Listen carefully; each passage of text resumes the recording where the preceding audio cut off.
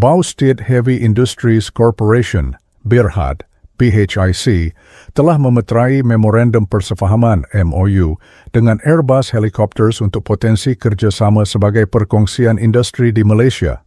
Kumpulan itu menandatangani Memorandum Persefahaman MOU dengan Airbus Helicopters untuk potensi kerjasama sebagai perkongsian industri di Malaysia, menurut pemfailan bursanya pada hari Rabu.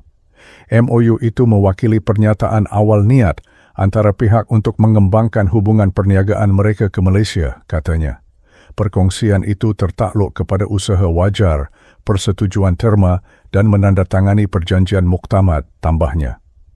BHIC juga memeterai perjanjian rangka kerja FA dengan PT Dirgantara PTDI untuk potensi kerjasama dalam rantaian bekalan dan pajakan pesawat PTDI serta aktiviti lain yang berkaitan.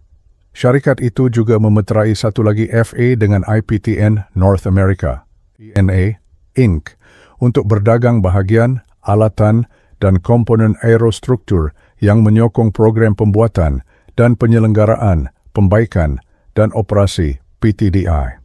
BHIC berkata bahawa tiada kepastian bahawa perbincangan berterusan antara pihak akan menyebabkan kemasukan ke dalam mana-mana perjanjian mengikat transaksi yang dicadangkan. Sebarang perkembangan penting mengenai Memorandum of Understanding dan Framework Agreement akan diumumkan mengikut keperluan, tambahnya.